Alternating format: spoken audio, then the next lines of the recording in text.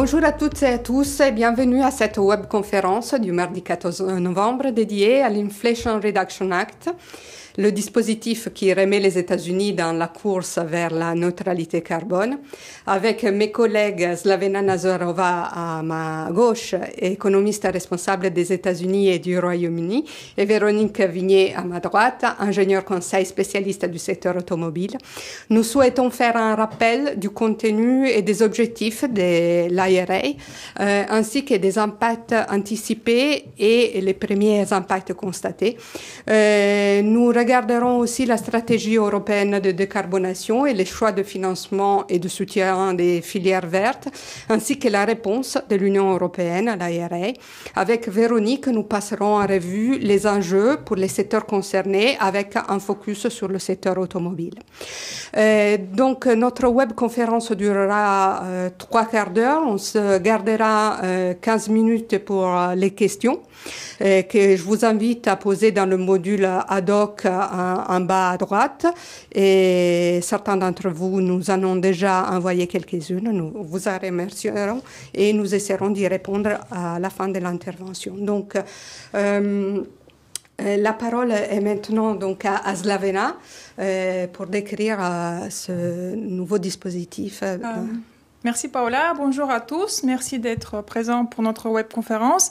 Donc l'Inflation Reduction Act a été annoncé l'année dernière, au mois d'août 2022, par l'administration Biden.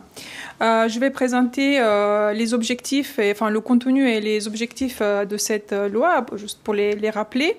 L'IRA est en effet une loi très complexe qui a plusieurs aspects.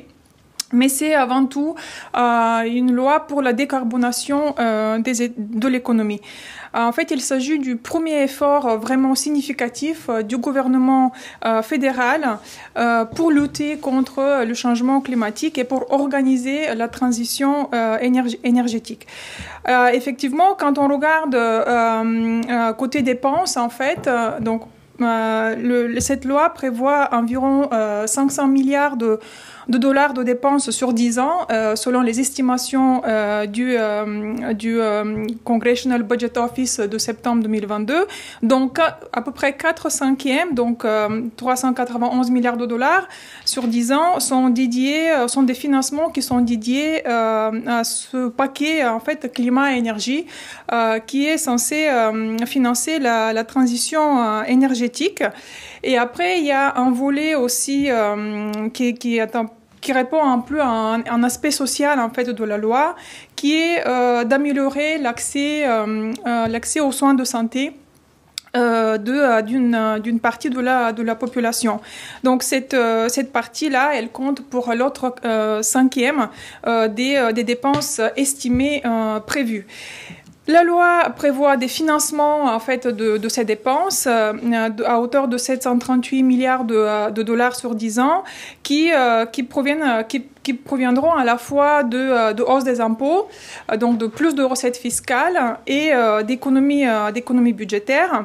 On a par exemple une hausse notamment, une mise en place d'une taxe minimale pour les entreprises qui ont des profits de plus de 1 milliard par an, donc une taxe minimale de 15%. D'autres taxes aussi dont je n'ai pas le temps de rentrer dans les détails. Et puis aussi dans le côté social, c'est pour la première fois que dans l'histoire du pays, le gouvernement réussit à mettre en place un encadrement ou même un plafonnement en fait de certains médicaments, notamment les médicaments prescrits dans le cadre du Medicare. Ainsi, le gouvernement espère arriver à une réduction en fait du déficit public de à peu près 240 milliards de dollars. Et c'est ça qui en fait c'est de là que provient le nom en fait de la loi Inflation Reduction Act qui en fait porte mal son nom puisque comme on le verra dans la présentation en fait les dépenses peuvent s'avérer beaucoup plus beaucoup plus importante.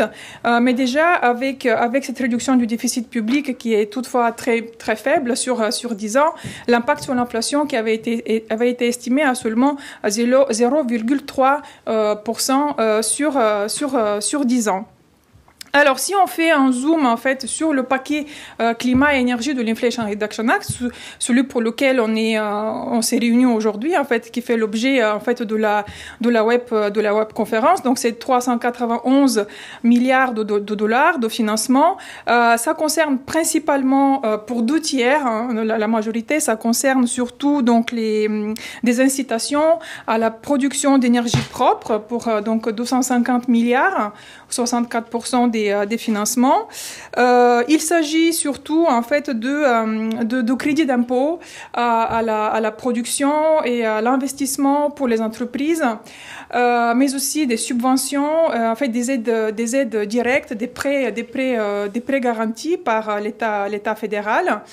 Il y a aussi une partie qui est dédiée au transport et aux véhicules électriques, mais dans les estimations initiales, elle est relativement faible, de 23 milliards ou seulement 6% en fait des financements prévus. Ce qu'il faut avoir en tête, c'est que ces financements, enfin ces estimations par le Congressional Budget Office, ce sont des anticipations et non pas des objectifs ou un plafond des dépenses à venir. Depuis l'annonce de la loi en 2022, il y a eu plus de précisions, plus de détails sur les modalités de financement de la loi et à présent, d'autres instituts estiment en fait le coût budgétaire de la loi beaucoup plus élevé que les estimations initiales. Par exemple, Goldman Sachs l'estime à 1200 milliards de dollars. Et là, je vous présente sur ce graphique les estimations récentes de Penn Wharton Budget Model, qui est un modèle de l'Université de Pennsylvanie, où on voit en fait que le coût budgétaire estimé se chiffre déjà à plus de 1000 milliards de dollars sur 10 ans, hein, c'est jusqu'à 2032. Et la partie financement en fait des véhicules électriques personnels, seulement cette partie-là est estimée déjà à plus de 390 milliards de dollars, qui était le coût initial en fait estimé initialement. Alors, l'IRA, il faut avoir en tête aussi que l'IRA, c'est avant tout une loi pour la première loi, en effet, pour la décarbonation de l'économie, mais ces effets, en fait, peuvent être amplifiés par d'autres dispositifs qui ont été mis en place par l'administration Biden. L'IRA est issu, en fait, du Build Back Better plan, donc ce projet très significatif qui devait être mis en place par l'administration Biden, mais qui finalement n'a pas vu le jour et qui a été au final en fait découpé en plusieurs sous-parties, en plusieurs lois. Donc on a eu l'Infrastructure Investment and Jobs Act en novembre 2021 qui concerne surtout la remise à niveau, les rénovations des infrastructures et puis d'autres réseaux civils, notamment les réseaux de l'eau. On a eu le Chips and Science Act, une loi aussi très très importante qui concerne, par lequel l'administration Biden vise à développer l'innovation, la recherche et un développement dans les nouvelles technologies et en particulier les semi-conducteurs avec le but affiché de faire relocaliser les usines aux États-Unis. Et puis l'Inflation Reduction Act, comme on vient de voir, qui a été annoncé une semaine seulement après le Chips and Science Act. Ensemble, c'est les estimations des financements dans le cadre de ces trois lois qui concernent le secteur industriel. Ce chiffre à près de 1900 milliards de dollars sur 10 ans. Lorsqu'on le rapporte toutefois au PIB annuel américain, cela reste encore relativement faible, hein, seulement de 0,7% par an. mais l'impact pourrait être beaucoup plus élevé sur la croissance à raison des effets complémentaires en fait des différentes lois sur l'innovation, sur la productivité et in fine sur la croissance du pays. Alors, en termes d'objectifs, donc on a parlé de l'objectif affiché qui est celui de organiser en fait la transition énergétique. L'administration Biden a notamment défini 3 objectifs ambitieux bien quantifiés, c'est de réduire de moitié les émissions de gaz à effet de serre en 2030 par rapport à 2005, d'arriver à 100% d'électricité décarbonée en 2035 et le net zéro en 2050. L'Inflation Reduction Act est toutefois, selon les estimations actuelles, insuffisant pour arriver à ces objectifs en termes d'émissions de gaz à effet de serre. Après, un deuxième objectif qui est plutôt, à mon avis, l'objectif essentiel de la loi, c'est la sécurité nationale. Et le gouvernement fédéral a clairement en fait déclaré que dans certains secteurs, dont les semi-conducteurs par exemple font partie, mais aussi la transition énergétique, les biotechnologies et les hautes technologies dans leur ensemble, les États-Unis se sont clairement donc donné comme objectif de maintenir leur leadership mondial, et c'est un impératif en termes de sécurité nationale, pour citer Jake Sullivan. Alors, évidemment, les États-Unis craignent que certains pays ennemis notamment la Chine, pourraient utiliser les semi-conducteurs, par exemple, comme une arme, un peu comme le pétrole dans les années 70. Alors, un autre objectif, un troisième objectif associé à la loi, c'est la protection de la classe moyenne. Enfin, c'est de faire fonctionner de nouveau l'ascenseur social. Et là-dessus, l'administration Biden s'inscrit dans la lignée, en fait, emprunte la même voie que l'administration Trump, en cherchant à mettre fin à la désindustrialisation du pays et, si possible, même d'inverser la tendance. Il y a une prise en conscience, en fait, de cette qu'il y a que certaines parties de la population n'ont pas pu ont souffert énormément de la désindustrialisation. On a eu une baisse de l'emploi manufacturier de 1/4 depuis le début des années 2000. Alors, pour atteindre ces objectifs, pour maximiser les chances de les réaliser, l'IRA comme le Chips and Science Act contiennent des mesures protectionnistes. C'est l'administration Biden affiche clairement, n'a pas peur en fait d'afficher et d'assumer ce protectionnisme, ce nationalisme économique. L'IRA contient plusieurs clauses de contenu local qui sont justement contraires donc aux règles du libre-échange et notamment aux règles de l'OMC.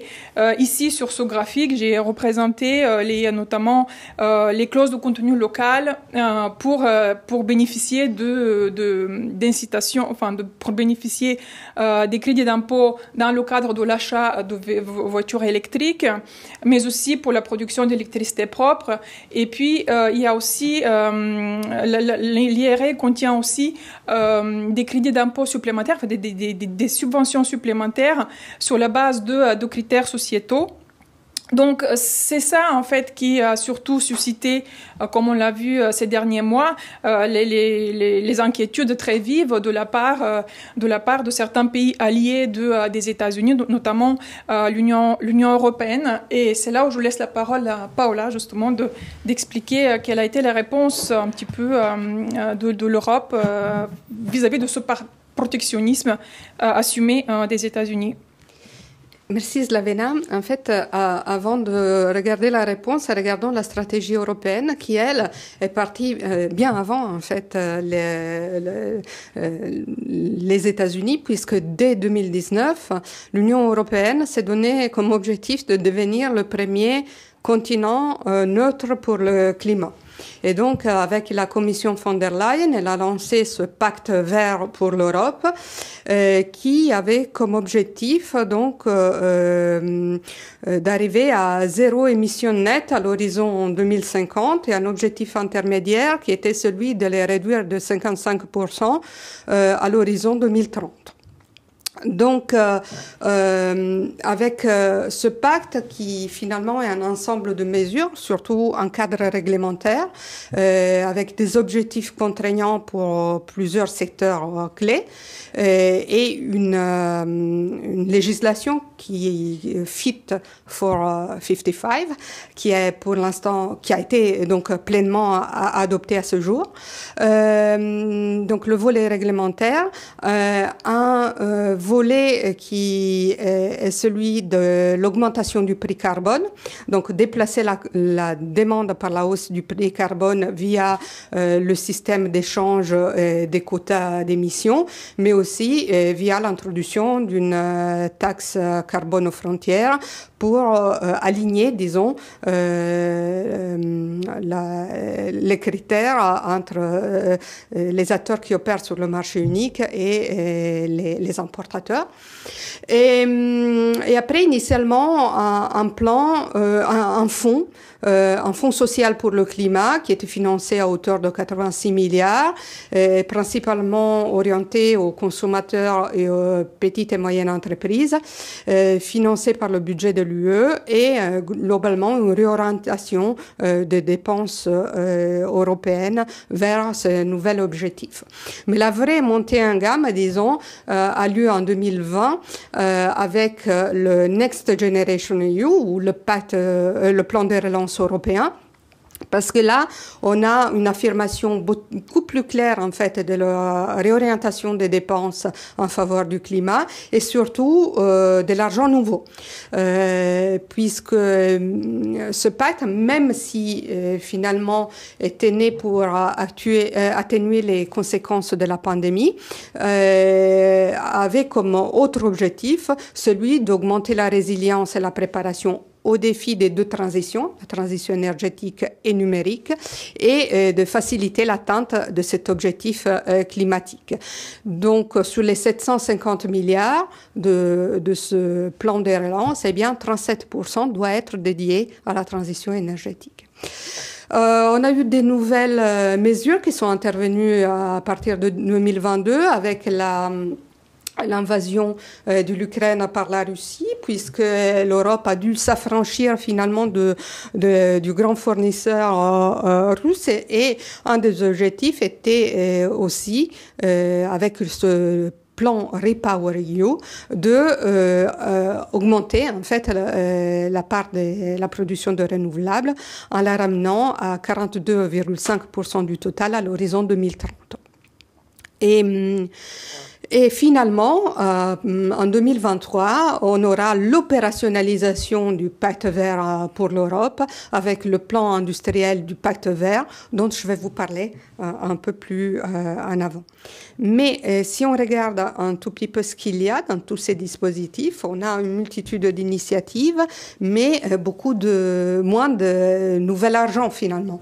Comme je vous ai dit, le financement, donc l'Union européenne souhaite mobiliser à l'horizon 2027 1000 milliards pour la décarbonation. Mais finalement, elle met sur la table pas beaucoup d'argent nouveau. On a dit qu'elle pense donc réorienter surtout en provenance de fonds de développement régional et des fonds de cohésion, donc des fonds déjà existants dans le budget de l'UE, environ 250 milliards sur l'horizon 2021-2027. Donc environ 30% du budget de l'UE. Donc ça, c'est de l'argent qui était déjà là. Après, on a dit il y a environ 250 milliards qui viennent de ce plan de relance européen, le Next Generation EU, qui doit investir à hauteur de 37% dans la transition. Il y a aussi environ 25 milliards à cet horizon 2027 qui devraient venir des recettes du système d'échange des quotas d'émissions et qui vont être déversés au fonds pour l'innovation. Donc, qui est un fonds qui va soutenir l'innovation et notamment peut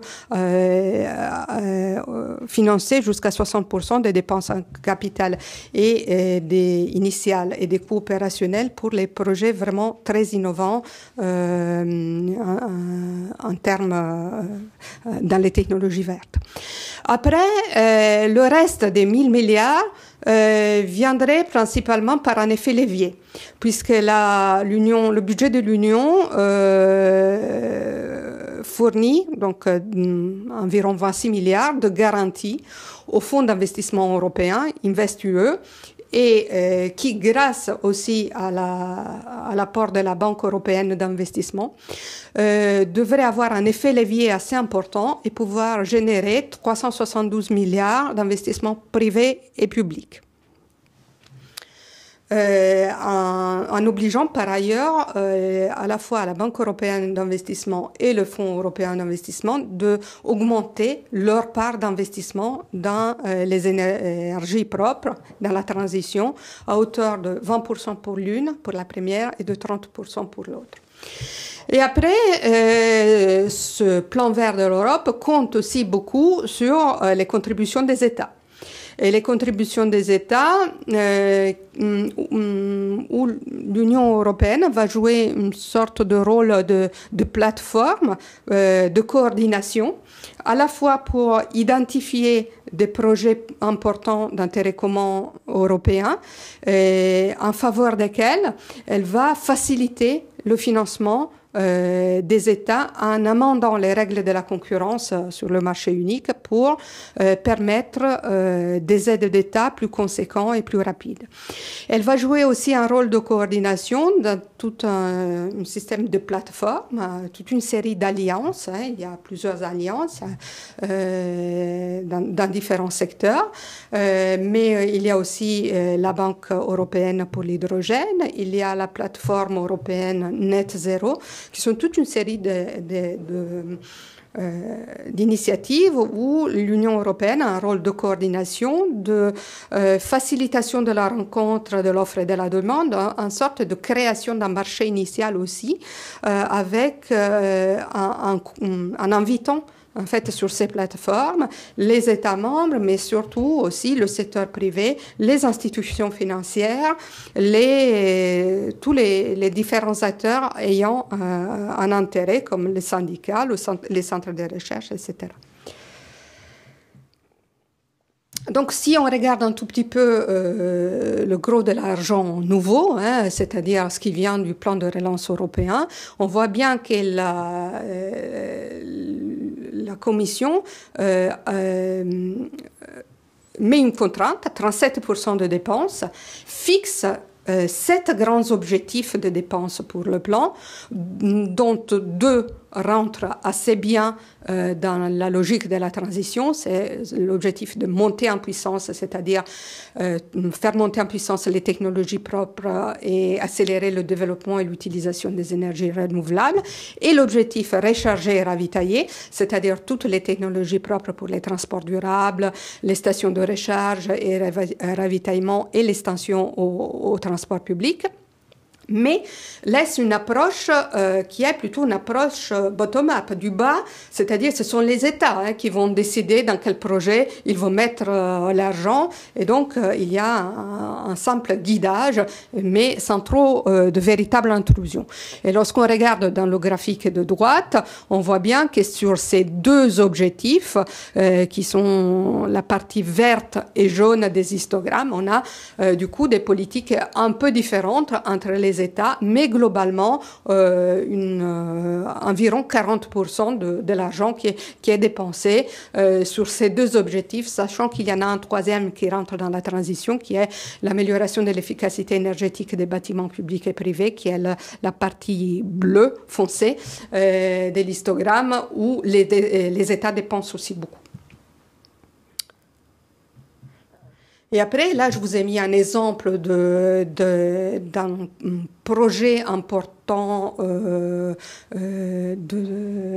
d'intérêt commun européen, où l'Union européenne joue d'abord comme dans l'identification des projets, pour permettre justement à des États et à des entreprises privées de se grouper autour de ces projets.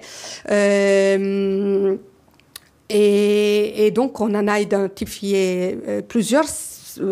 Disons que 7 ont déjà été lancés, 2 dans les batteries électriques, 2 dans l'hydrogène, 2 dans les semi-conducteurs et la microélectronique et un dans l'oreille. Et là, l'action de la Commission est plutôt celle de faciliter l'aide d'État à ces projets, mais avec un petit risque qui est celui d'une certaine polarisation, puisque ce sont les États qui ont le plus de facilité budgétaire qui contribuent davantage, outre le fait que naturellement il y a des avantages comparatifs de départ, de localisation qui montrent qu'on a des acteurs avec des grands pays qui ont un nombre important d'acteurs et qui font jouer déjà leur présence dans ces activités et dans ces secteurs. Donc aussi un risque de fragmentation en fait et de développement non équilibré, déséquilibré en fait du marché unique par le fait que ce sont les États et qu'on n'a pas finalement une vraie politique industrielle par la dépense de la Commission européenne qui rentre en jeu.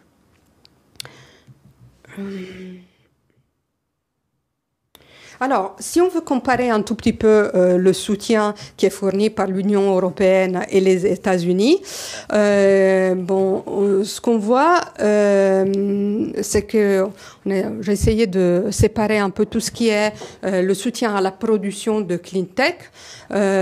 Donc, on a un total de 6,8 milliards par an. Ça, c'est le déboursement annuel dans le cadre du plan de relance, dans le cadre des grands projets d'intérêt commun européen. C'est ce qui a été donné par la Banque européenne d'investissement, le Conseil d'innovation européen et le Fonds européen d'innovation en 2022. En ce qui concerne le soutien au déploiement des renouvelables, là on a beaucoup plus, on a 84 milliards, donc une partie ce sont des prêts de la Banque européenne d'investissement, mais il y a aussi beaucoup de soutien national de différents types par les États. Et après, si on regarde les incitations nationales pour les véhicules électriques, là on n'a pas de dispositifs communs entre pays, ni tout à fait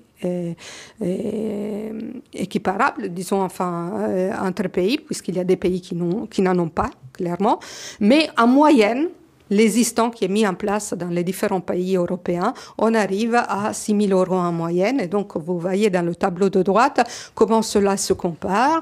Pour les incitations nationales, pour les véhicules électriques, on a quelque chose d'assez comparable en termes de montant. On a, par contre, un écart assez important dans le soutien au déploiement des renouvelables et quelque chose d'assez comparable dans le soutien à la production des clean tech, sachant que par contre, pour les États-Unis, il s'agit des premières projections du CBO et Slavena vous a dit à quel point finalement tous ces dispositifs ne sont pas plafonnés et peuvent devenir beaucoup plus importants aux États-Unis. Et aux États-Unis, et pour les chiffrages que je vous donne pour l'Union européenne, il s'agit de montants d'aide approuvés et sur la période toute récente. Donc, on n'est pas du tout dans le même cadre qui permet une comparabilité parfaite. Alors, très rapidement, sur les logiques un peu différentes quand même des actions américaines et européennes. D'un côté américain, on a un objectif de déploiement massif de tout ce qui est technologie verte, avec une réorganisation de la chaîne de valeur pour ramener les ressources dans les États-Unis et surtout en dehors de Chine.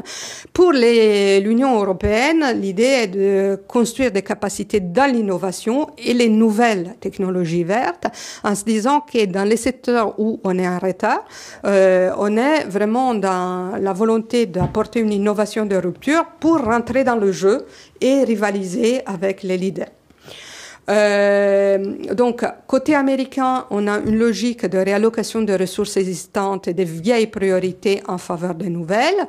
Dans l'Union européenne, on a surtout de nouvelles priorités politiques. On touche pas trop, on détourne pas trop les anciennes, avec deux méthodes qui sont aussi assez différentes, puisque aux États-Unis, on opère une réallocation de la demande par des crédits d'impôt prévisibles, directement disponibles, très transparents, disons, et un déploiement massif de l'offre par principalement la baisse des coûts de production sur les technologies existantes.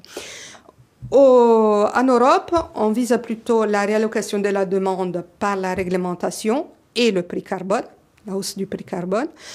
On vise la création de capacités par des subventions plutôt à des projets, avec donc une fragmentation du soutien, des procédures assez longues, moins de transparence et de prévisibilité finalement, et un focus surtout sur les dépenses en capital pour soutenir l'investissement initial. Et aussi, dans la logique du financement, on l'a dit, on a des dispositifs non plafonnés avec des dépenses supplémentaires ou des baisses des recettes au coût incertain aux États-Unis et un risque de discontinuité politique. En Europe, des fonds qui sont temporaires et des l'aide d'État en dérogation aux règles de la concurrence, avec des horizons temporels qui sont un peu différents, plus longs aux États-Unis, 2032, plutôt 2026 pour les fonds européens et 2027 pour le budget de l'UE en Europe. Et aussi une différente logique en termes de conformité aux traités internationaux, parce qu'on est dans une logique totalement protectionniste et de construction d'une filière nord-américaine aux États-Unis, et on garde une approche libre-échangiste et multilatéraliste qui vise aussi à sécuriser une dépendance en matières premières par des accords de libre-échange qui ne permettent pas cette logique protectionniste en Europe du moment où on est totalement dépendant en fait en termes de matières premières. Donc, très rapidement sur la réponse européenne, je rentre un peu plus dans le détail de ce plan de cette opérationnalisation, en fait, du pacte avec le plan industriel du pacte vert qui est intervenu en 2023, qui se fonde sur 4 grands piliers. Un règlement industrie net zéro qui a comme objectif d'arriver à 40% de la production au sein de l'UE des matériaux critiques et des équipements verts nécessaires au déploiement de ces technologies pour satisfaire l'objectif. Donc, c'est un règlement qui vise à identifier surtout des projets prioritaires, d'attribuer des meilleures conditions d'accès au marché, d'attirer l'investissement, d'opérer une simplification réglementaire avec un nouveau dispositif qui est le dispositif STEP, une sorte de plateforme qui est doté d'une garantie additionnelle de l'Union européenne et qui devrait déployer 160 milliards de nouveaux investissements dans les technologies critiques. À côté de ça, il y a tout le règlement sur les matières premières critiques avec une logique un peu holistique de sécurisation de l'approvisionnement où l'Union européenne va jouer un rôle de monitorage. Donc, elle va lister les matériaux critiques et stratégiques. Elle va créer un benchmark pour les capacités domestiques, 10% pour l'extraction, 40% pour la transformation, 15% pour le recyclage. Elle va aussi opérer des stress tests sur les entreprises des secteurs critiques. Et elle va monitorer aussi le niveau des stocks Elle va, comme elle le fait sur l'énergie, par exemple, sur le gaz. On est dans une logique aussi de diversification des approvisionnements avec une limite de 65% aux importations de matières premières dans chaque phase de la transformation pour un seul pays. Et surtout aussi beaucoup de recyclage et avec des contraintes de recyclage importantes aussi. Je vous ai déjà dit, un gros pilier, c'est celui de faciliter les aides de l'État, donc avec une simplification et accélération des procédures à la fois de notification et d'approbation par la Commission, mais aussi une augmentation des plafonds et une exemption des notifications dans certains cas, et surtout, en réponse à l'IRA, un soutien équivalent en cas de délocalisation, mais qui, avec les contraintes importantes qui sont mises en termes de plafond et de contraintes de localisation, s'avère finalement pas si efficace que ça. Et le quatrième volet est celui d'utiliser le levier du commerce pour créer une chaîne de valeur résiliente en s'appuyant sur le Global Gateway, qui était la réponse européenne aux routes de la soie, en fait, chinoise, avec une diplomatie minérale et d'investissement minier en dehors de l'UE, des accords de libre-échange, des partenaires stratégiques, notamment avec pays sinon amis, qui pensent de la même façon, disons, et des clubs de matières premières critiques. Donc le levier aussi du libre-échange et de la construction de partenaires stratégiques. Voilà pour ma partie. Véronique, à toi, pour la cécétarienne. Donc, vous l'avez compris, ce plan, l'Inflation Recovery Reduction Act, a des implications très importantes pour la filière des renouvelables et pour la filière des batteries au lithium. Et cela au travers d'un crédit d'impôt. C'est un crédit d'impôt sur la production, donc sur l'investissement de production. Donc ça veut dire que certains industriels, dans la mesure où ils respectent les critères fixés par la loi, et notamment des critères de sourcing de leurs matières premières sur sol nord-américain ou auprès d'États ayant un accord de libre-échange. Donc ça, c'est une liste qui reste encore à définir. Donc il va y avoir des pays qui vont être des pays of concern, c'est-à-dire des pays avec lesquels on ne veut pas traiter, nommément la Chine, et là vous voyez l'aspect géopolitique, et puis vous allez avoir des pays agréés, comme la Corée et le Japon, qui sont d'ores et déjà sur la liste des partenaires. Donc à partir du moment où vous avez respecté ces accords d'approvisionnement, vous allez pouvoir profiter d'un crédit d'impôt, donc sur l'extraction de métaux critiques de l'ordre de 10%. Donc, ces métaux critiques peuvent être extraits, raffinés aux États-Unis, au Canada ou dans les pays agréés. Et cela suppose également des teneurs en minerais et des critères de qualité. Donc, il faut regarder ça dans le détail. Vous allez pouvoir bénéficier d'un crédit d'impôt lorsque vous faites fonctionner une usine de précurseurs ou de cathodes, c'est-à-dire que dans une batterie, vous avez d'abord la matière première, vous avez une matière raffinée à deux stades différents qui vont ensuite permettre de créer une cellule de batterie et ensuite un module de batterie, c'est-à-dire l'assemblage de plusieurs cellules. Donc, au niveau des électrodes et des précurseurs, ce dont la première étape après l'extraction, cette première étape de raffinage, vous allez également pouvoir profiter d'un crédit d'impôt de 10% de vos coûts de production tout au long de la période. Alors, la période de l'Inflation Reduction Act, elle court jusqu'en 2032. Donc, vous avez une phase importante devant vous qui vont vous permettre d'obtenir ce crédit d'impôt au travers des pertes opérationnelles que vous réalisez chaque année. Ensuite, vous avez donc, si vous êtes fabricant de batterie, une usine de cellules qui fabrique vraiment des cellules de batterie. Et là, le crédit d'impôt va être phénoménal, puisqu'il va être de 35 $ le kilowattheure.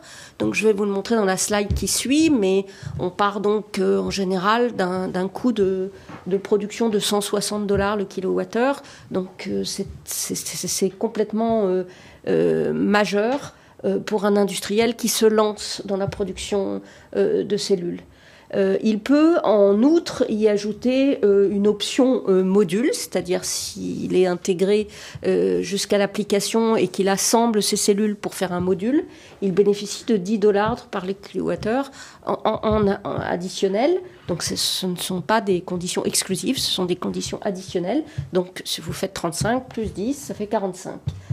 Donc ça, c'est les éléments les plus majeurs. C'est du côté donc de l'offre de produits, du côté de l'effort des industriels pour amener le produit sur le marché, mais vous avez également des aides au niveau des applications et donc vous allez avoir sur le véhicule électrique une aide importante aux consommateurs, et vous allez avoir sur les projets renouvelables, alors qu'ils soient wind, solaire, etc., des aides importantes et variables. Voilà. Le coût d'installation du projet, d'un projet d'énergie stationnaire, par exemple, où les capacités de production ou d'approvisionnement en composants qui sont nécessitées par ces projets vont bénéficier donc d'un crédit d'impôt.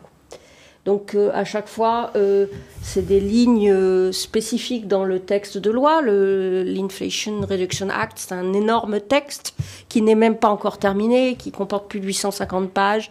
Donc chaque cas d'école suppose de regarder vraiment précisément. Donc au final, si on regarde la chaîne de valeur de la batterie, les fabricants bénéficient d'une réduction de plus de 40%. Comme vous le voyez, nous partons de 160 $ le kilowattheure, et nous pouvons bénéficier à différents niveaux donc d'un crédit d'impôt lié à la fabrication, 35 $, d'un crédit d'impôt lié à la fabrication de modules, et puis également si nous avons intégré des cathodes et des matières premières sur sol américain. Si on inclut l'ensemble de ces crédits d'impôt, une batterie produite aux États-Unis bénéficie d'une réduction de 44% de son coût de production. Donc c'est très significatif. En moyenne, on estime que tous ces fabricants vont pouvoir bénéficier d'une aide conséquente, et ces crédits d'impôt seront négociables. Ils pourront être transférés.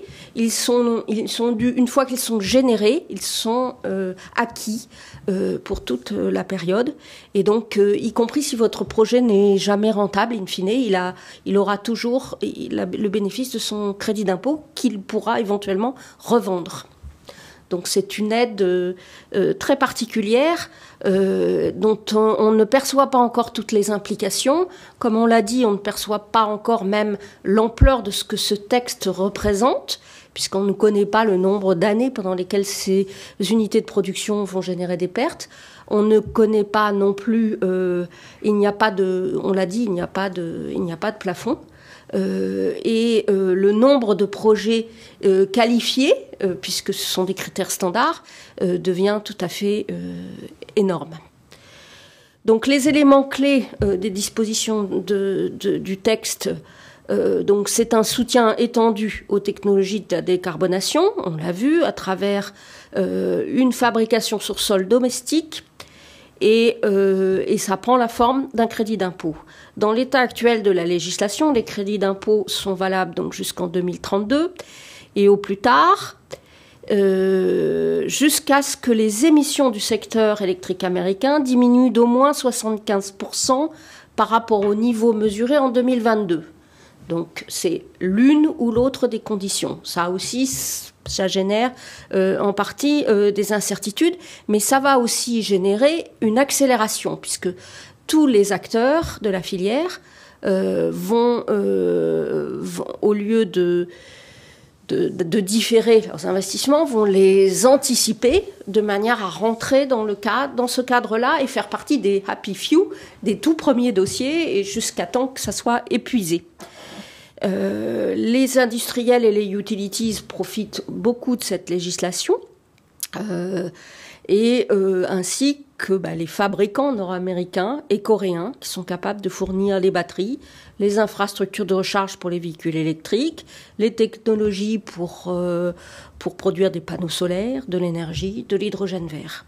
Donc tous ces domaines sont largement bénéficiaires. La transférabilité, on l'a dit, le paiement direct de la perte fiscale va éventuellement donner lieu à une monétisation, voire à un refinancement. Il faudra vérifier dans quelle mesure BAL 3 permet cela.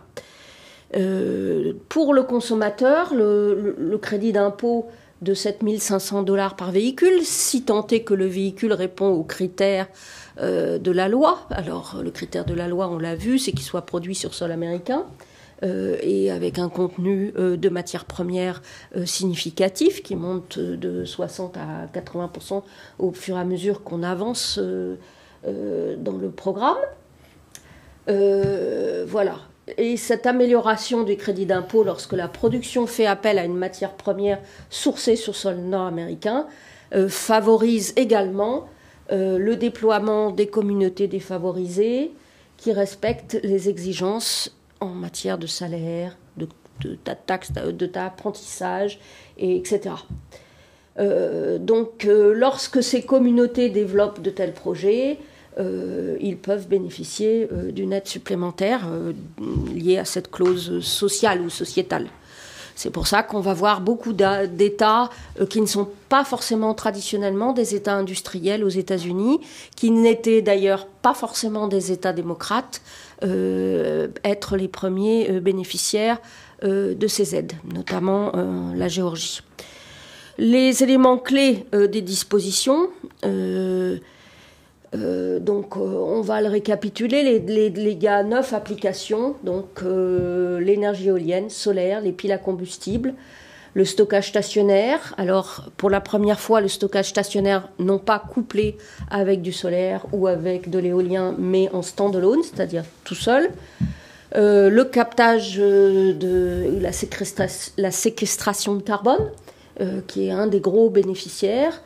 Relatif à la taille de ce segment. Il y a les biocarburants, les synthetic fuels, les carburants synthétiques, l'énergie nucléaire, l'hydrogène vert et bleu, la fabrication de produits solaires. Donc on va avoir beaucoup de création de gigafactories solaires sur sol américain, y compris pour les trackers. Les trackers, c'est ce qui suit le soleil au cours de la journée. Donc tout ce qui est batterie, on vient de le voir, et les matières premières associées aux batteries. Quelles sont les conséquences ? Dès aujourd'hui, le texte de l'Inflation Reduction Act représente d'ores et déjà 120 milliards investis dans près de 100 projets. Donc il faut voir qu'on est à peu près un an après le lancement de ce projet. Et 35% de ces projets de batterie, essentiellement, ont été faits avec des Coréens, soit que ce soit des Coréens en direct, soit en joint venture avec des groupes américains type GM. Donc on compte donc mois par mois. La progression est exponentielle.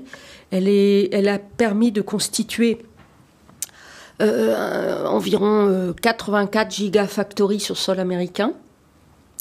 Sur le courbe de droite, vous pouvez voir que leur date de démarrage commence en 2025. Aucune de ces usines, ou très peu de ces projets sont encore opérationnels.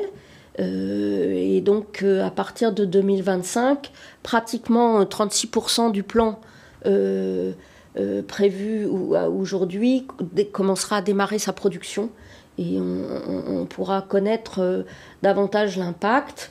Vous voyez très nettement le poids des gigafactories de batteries dans l'ensemble des projets, puisque une usine de batterie, une gigafactory, c'est minimum 4 à 5 milliards.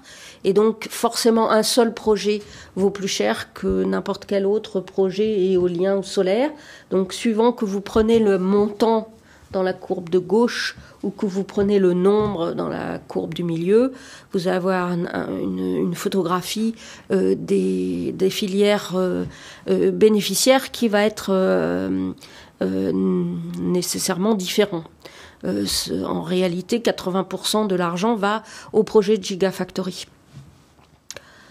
Donc ce plan fonctionne, il permet de dépasser les réalisations européennes en matière de constitution de capacité de production de batteries de plus de 30%. C'est-à-dire que nous, aujourd'hui, à horizon 2035, on espère avoir 672 gigawattheures de capacité de production de batteries par an.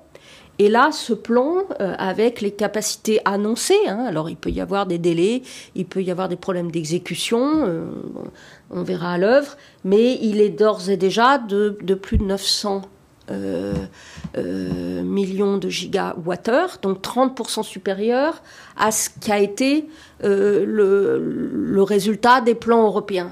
Le plan européen ont 2 ans d'avance environ sur les plans américains. Ils ont été très importants pour la filière et ont donné une autosuffisance à la filière européenne. On voit que les États-Unis, avec ce plan, dépassent très nettement nos réalisations, alors que en arrière-plan, le marché automobile européen ou nord-américain est d'une taille assez comparable. Le développement du véhicule électrique aux États-Unis est par contre très en retard par rapport à celui de l'Europe. Donc on voit aussi l'impact de ce plan qui s'ajoute au plan semi-conducteur, le CHIPS Act, sur les mises en construction d'usines. Et donc là, la courbe est très, très significative à partir de juillet 2022. Le lancement du plan est datant de août. Et vous pouvez voir également les différentes pourcentages ou le taux d'autosuffisance par rapport à la filière. Et là, j'ai recueilli des chiffres de Bloomberg Energy Finance, aussi bien sur le solaire que sur les batteries, qui sont les 2 principaux segments bénéficiaires de l'Inflation Reduction Act. Et vous pouvez voir que sur le solaire, on serait déjà à 113% de l'autosuffisance envisagée à horizon 2030, alors que sur les batteries, on serait largement au-delà, puisqu'on serait à 167% du besoin réel, de la demande réelle sous-jacente du marché. Et cela, parce que près de 100 milliards ont été investis dans cette supply chain, par une grande partie des constructeurs automobiles. Vous pouvez lister Volkswagen, Toyota, donc ils ne sont pas simplement américains. Je dirais même que les Américains Ford et GM se trouvent dans le bas du classement. Donc on investit bien au-delà des attentes des groupes qui ne sont pas d'origine américaine pour pouvoir bénéficier du crédit d'impôt. Ils ont les noms des projets de batterie sont sur votre droite. Ils sont extrêmement importants. Là, on n'en liste que les principaux, mais on peut noter qu'en termes de nationalité, donc 50% de ces projets sont faits avec des Coréens et environ un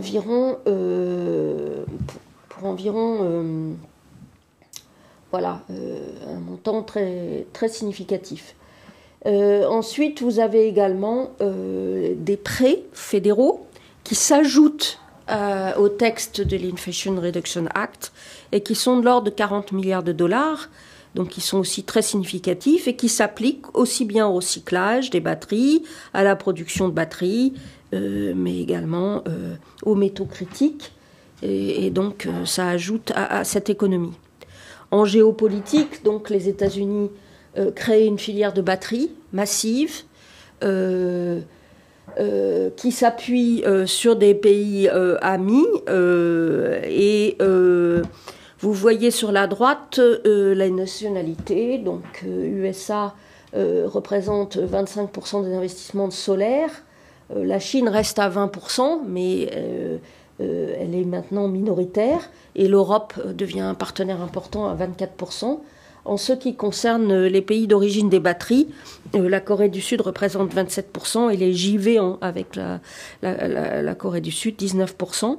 L'Europe en tant que telle, enfin les actionnaires d'origine européenne, partie prenante de ces projets, ne représentent que 10% du total.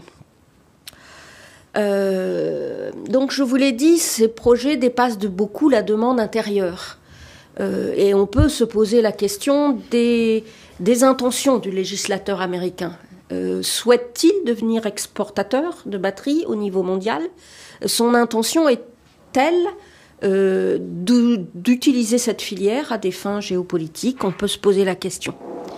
Le véhicule électrique aux États-Unis, il fait l'objet d'un changement de stratégie. Au même moment où nous parlons maintenant, nous avons eu, lors des trimestriels du troisième trimestre, des révisions à la baisse et des révisions de perspective très fondamentales chez General Motors et Ford, si bien que nous avons nous-mêmes, au Crédit Agricole, révisé nos prévisions de véhicules électriques et nous pensons que la pénétration des véhicules électriques n'atteindrait que 17% en 2025 et 40% en 2030, ce qui fait que, en réalité, ça serait très différent de ce que l'on voit en Europe. Donc, la partie véhicules électriques purs aux États-Unis représenterait 9% des véhicules électriques en 2025 et 25% en 2030.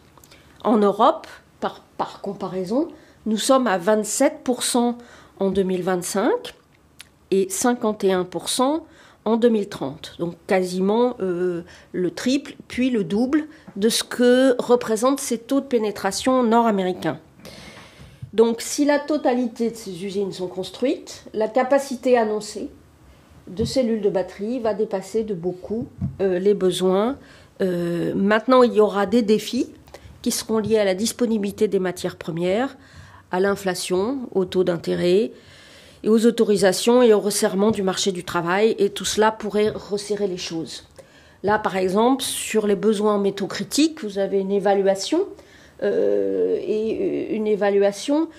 qui montre dans la partie basse la demande minimum stipulée par la clause de localisation, la demande de nickel minimum. Bon, on sait qu'un projet minier met très longtemps à voir le jour, entre la prise en compte de la ressource, les permis, l'exploitation, et donc il n'est pas exclu que sur le plan des métaux critiques, les États-Unis aient du mal à réaliser ce plan également. Donc ça peut être une des contraintes. Même s'ils ont des réserves qui, par comparaison à celles que nous avons en Europe, sont de l'ordre de 1 à 5, ils n'ont pas forcément, en termes de ressources, les moyens d'exploiter dans les délais tous ces projets. Bon, pour résumer, vous l'avez compris, l'Inflation Reduction Act est un effort colossal au niveau mondial, même si l'on compare à l'ensemble des efforts faits pour la transition énergétique dans le monde, qui sont très conséquents, puisqu'on parle de plus de 600 milliards de dollars. Donc avec les chiffres d'origine du plan, qui sont 392 milliards, les États-Unis représenteraient la moitié de l'effort de l'ensemble des pays du monde en faveur de la transition énergétique. Bon, ils arrivent en retard par rapport à l'Europe, mais avec des moyens massifs. En Europe, notre sujet est le manque de traçabilité, d'accès aux aides, avec des subventions qui sont certes importantes, mais tournées beaucoup sur le recyclage, sur l'hydrogène, et seulement 7 à 10% des projets qui ont été lancés en juillet 2020 dans le cadre des projets d'intérêt commun réussissent à avoir la subvention. Les subventions à l'achat de véhicules propres représentent 10 milliards d'euros par an. Mais elles ne sont pas forcément renouvelables ou reconductibles. On le voit en France, par exemple. C'est le budget, chaque année, est remis en cause. Les financements pour les technologies de transition de l'automobile sont de l'ordre de 40 à 60 milliards, mais on a vu que les seules aides des États fédéraux en sus de l'Inflation Reduction Act représentent à peu près les mêmes montants. L'Europe est bonne pour la construction de stations de recharge, avec près de 5 milliards d'euros pour les 2 millions de stations de recharge publiques prévues d'ici 2025. Voilà. Et notre orientation, c'est vraiment le Critical Raw Material Act, c'est-à-dire le fonds pour les métaux critiques, la politique pour les métaux critiques, et le Net Zero Industry Act pour l'industrie net zéro, qui prévoit des clauses de localisation plancher, tout comme les États-Unis, et de ce point de vue-là vont ressembler à ce plan, mais en termes d'aide financière, sont loin d'égaler ces montants. Voilà, il me revient de vous rendre la parole. Eh ben, merci Véronique, très intéressant pour toutes ces précisions qui nous aident à comprendre le fonctionnement en dur en fait de ce dispositif et surtout voilà l'impact potentiel est déjà avéré pour les entreprises européennes. Donc en fait on peut commencer à prendre quelques-unes de vos questions, même si bon on a un peu avancé dans le temps qui nous était imparti. Bah, on peut en prendre une un peu en guise de conclusion. C'était face à ces mesures protectionnistes, l'Europe est à la hauteur. Bah, la réponse a été donnée très clairement justement par Véronique. Les logiques sont différentes aussi. En fait, il faut savoir que l'Union européenne n'a pas compétence à véritablement subventionner, puisque tout ce qui est politique fiscale, en fait, est à la main des pays, des États membres. Donc, ça n'a pas été dévolué à la Commission. Et après, les pays, comme on a dit, c'est en fonction de leur capacité à dépenser qu'ils dépensent. Il faut penser que pour le financement des grands projets d'intérêt commun européen, 77% des aides d'État viennent de 2 pays, France-Allemagne. Donc ça c'est un peu une réponse. Après la logique, comme vous avez vu, est différente. Hein. On est c'est un peu de véritablement se poser sur une frontière technologique du côté européen en finalisant dans une optique plutôt de financement horizontal, donc financer tout ce qui est un peu innovation, recherche et développement, etc. Ce qui est propre des politiques européennes, puisqu'on n'a jamais eu une véritable politique industrielle. On a toujours abordé la politique industrielle par ce biais de l'horizontalité, c'est-à-dire faire de la formation, faire de la recherche et développement, financer l'innovation qui va après percoler dans les différents secteurs. Et donc, par contre, vous avez vu dans les slides de Véronique qu'on a déjà quand même des intérêts européens qui sont aux États-Unis. Dans les gigafactories, on est à, tu disais, 10% peut-être. Dans le solaire photovoltaïque, beaucoup plus, 30%.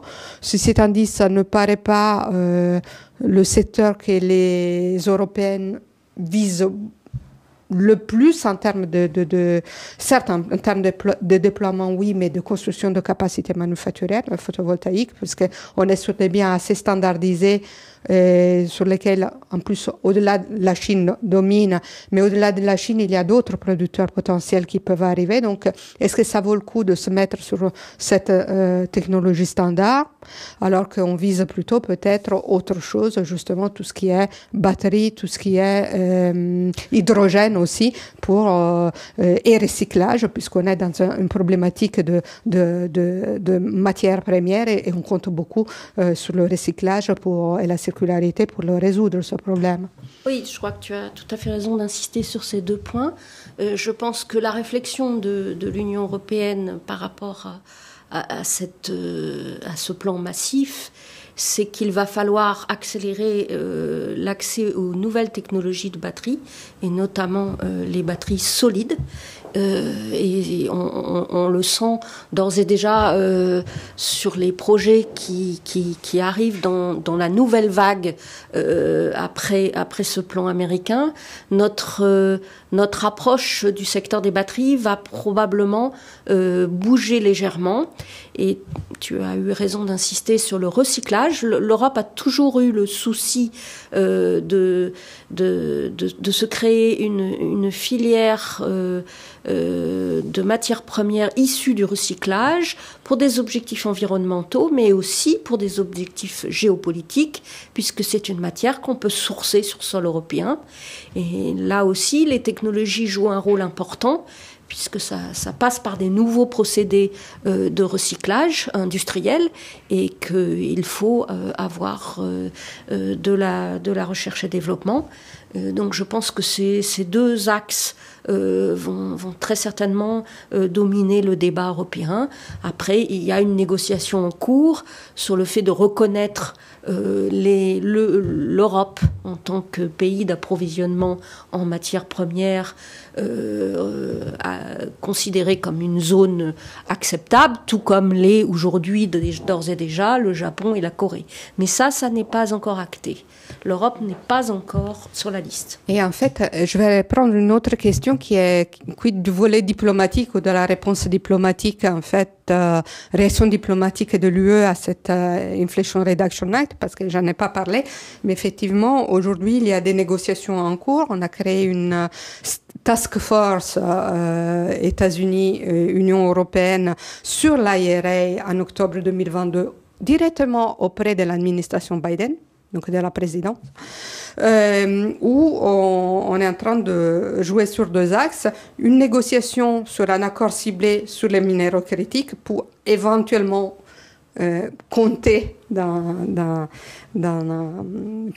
pour bénéficier du crédit d'impôt, et le lancement d'un dialogue sur les incitations à l'énergie propre, avec une logique de coordination, même si, ça s'est déjà joué, dans le cadre du Conseil Union européenne et États-Unis sur le commerce et la technologie, qui est un cadre beaucoup plus vaste, qui discute de plein d'autres choses, et notamment de GAFA et d'autres questions, et des standards numériques, mais aussi sur tout ce qui pourrait être à venir en termes d'incitation pour essayer de mieux se coordonner, parce que effectivement voilà, pour des alliés stratégiques comme les Européens, ce plan IRA a été très mal pris, en fait. Est-ce qu'il y a d'autres questions qu'on pourrait prendre un tout petit peu? On peut en prendre une dernière. Les entreprises européennes qui ont pu souffrir de ce texte, par exemple, on peut citer Volkswagen Power, qui devait ouvrir une 3e usine en Europe et qui va l'ouvrir aux États-Unis.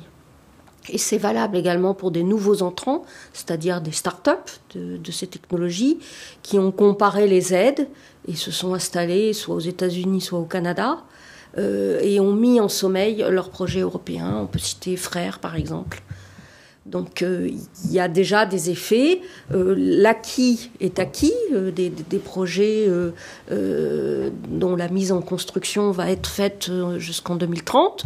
Donc on a a priori l'autosuffisance en matière de batterie, mais on aura potentiellement peut-être une concurrence venue des États-Unis en matière de prix et d'approvisionnement en batterie au niveau mondial. Et peut-être une dernière question pour Slavena. Quel peut être l'impact du changement de président aux USA en 2024 sur ce dispositif? Oui, voilà, ça pose la question de la continuité de ces financements massifs. Est-ce que si jamais les républicains viennent au pouvoir, et notamment Trump, avec un retour de Trump, est-ce que ces financements massifs peuvent continuer? On sait que Trump, pour lui, la transition énergétique, ce n'est pas du tout une priorité. En revanche, il est pour la réindustrialisation du pays. Donc il peut y avoir une continuité dans la politique, mais avec beaucoup plus de soucis par rapport à la discipline budgétaire. Donc on pourrait avoir un effet, peut-être un peu de diminution au niveau des financements. Surtout que ce sont les États trumpistes qui ont plus bénéficié, non? Jusqu'à présent, oui. Jusqu'à présent, au niveau des créations d'emplois qui ont été annoncées, il me semble autour de 86 000 emplois. C'est principalement dans des États rouges, en fait. Véronique l'a mentionné, la Géorgie, je ne sais plus, l'Ohio, le Michigan. Ouais. Le sud des États-Unis, beaucoup. Bon, on a un peu dépassé notre temps, donc on va terminer ainsi notre webconférence. On vous remercie de votre attention. Merci à tous. On vous donne rendez-vous au prochain. Vous recevrez un lien avec le replay de la conférence que vous pourrez réécouter. Et vous pouvez naturellement continuer à nous suivre sur le portail ECHO ou sur le site des études économiques du Crédit Agricole. Merci à tous. Au revoir. Merci, au revoir.